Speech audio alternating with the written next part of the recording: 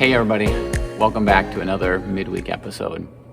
So recently I was down in Mankato hanging out with one of my friends who's a pastor at a rather large church.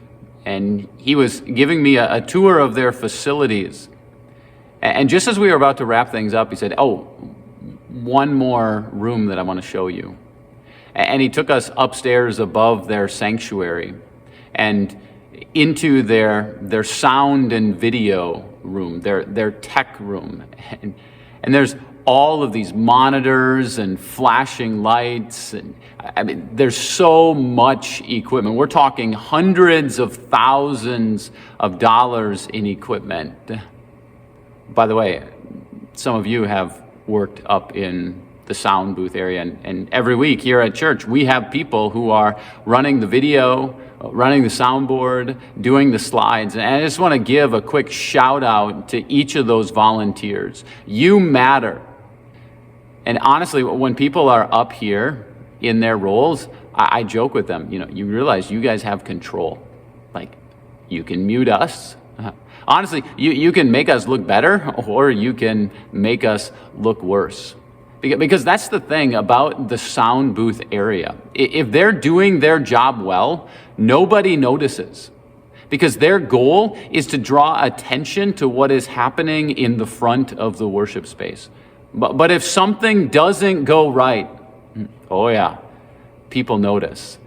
And it distracts them from worshiping well. So we were taking this tour at my friend Mark's church, and as we walked into the tech room, I noticed a sign above all of the monitors. And it simply said this: "Put Jesus on display."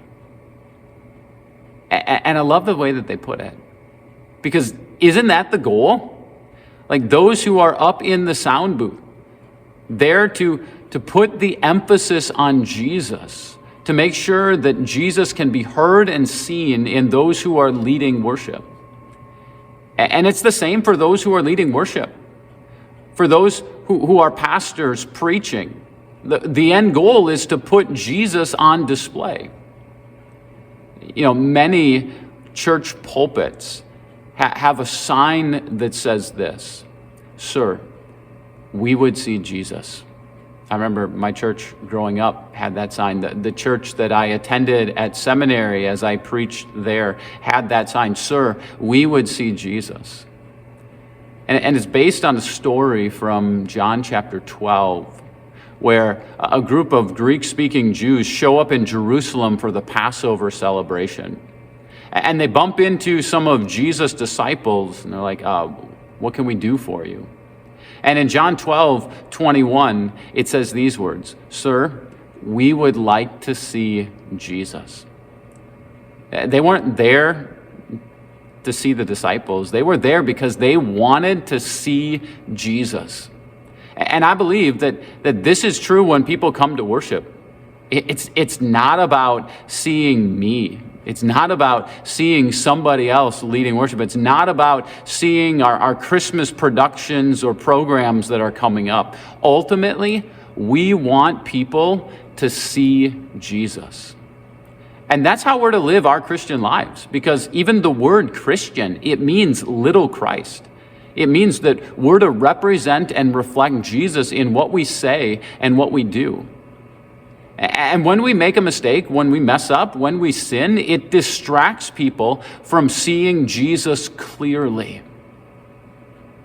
So whether you are in the sound booth or on stage or just living your everyday, ordinary life, my encouragement to you as we go through this Christmas season is to put Jesus on display.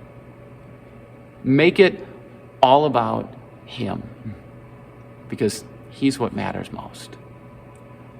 Thanks for joining me today. I'll see you again next time.